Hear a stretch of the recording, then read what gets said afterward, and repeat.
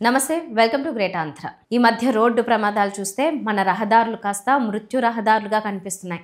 రోడ్లపై నడుచుకుంటూ పోయిన బైక్, ఆటో, ప్రైవేట్ లేదా ప్రభుత్వ బస్సు, రైలు, విమానాల్లో ప్రయాణం చేసినా మన ప్రాణాలకు గ్యారంటీ లేకుండా పోతోంది. ఏ వాహనం కూడా ప్రమాదాలను అడ్డుకట్టలేకపోతున్నాయి. మొన్న కర్నూలులో దాదాపు 19 మంది సజీవ సమాధి కాగా ఇవాళ చేవెళ్ల వద్ద దాదాపు 20 మందికి పైగా ఊపిరి విడిచారు. ఒకడు తప్పతాగి తెల్లవారుజామున రోడ్డుకు అడ్డంగా వస్తాడు. వాడికి ఎక్కడ ప్రమాదం జరుగుతుందనే భయంతో సడన్ బ్రేక్ వేస్తే అందులో వారి ప్రాణాలు పోతున్నాయి. మరో చోట రోడ్డు మీద కారులో పోతుంటే అడ్డంగా ఒక కుక్క వస్తుంది. దానికి ప్రమాదం జరగకూడదని ఆ కారు పల్టీలు కొట్టి చనిపోయిన ఘటనలు చాలా చూసాం. మరీ ముఖ్యంగా మన హైవే రోడ్లపై ప్రయాణం అంటే ప్రాణాలకు గ్యారెంటీ లేకుండా పోతున్నాయి. వందల కిలోమీటర్లు ప్రయాణించే డ్రైవర్లకు ఎక్కడ స్పీడ్ బ్రేకర్లు ఉన్నాయి, ఎక్కడ రోడ్డుకు అడ్డంగా బ్యారికేడ్లు ఉన్నాయి అనే విషయం ఏం తెలుస్తుంది? వాటి వల్ల మరణించిన వారి సంఖ్య చెప్పుకుంటే వేలల్లో ఉంటాయి. మన అధికారులు బ్యారికేడ్లు వేస్తారు తప్ప వాటిని రోడ్డుపై నుంచి పక్కకు తీయాలనే ఆలోచన ఉండదు.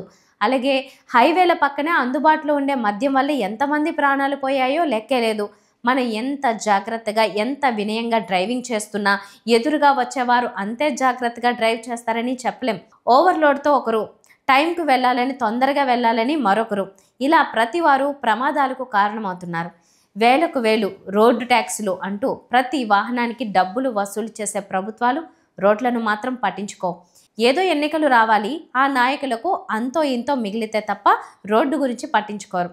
ఇక టోల్ వసూలు చేసే రోడ్లపైన ప్యాచ్ వర్కులు చేస్తూ కాలం గడిపేస్తున్నారు. రోజు జరుగుతున్న ప్రమాదాలను పట్టించుకోరు. కానీ ఏదైనా పెద్ద ప్రమాదం జరిగి పెద్ద న్యూస్ అయితే మాత్రం నాయకులు కమిటీ వేస్తాం, చర్యలు తీసుకుంటాం అని కాలం గడిపేస్తున్నారు. నాయకులు అలా ఉంటే అధికారులు మరో రకం.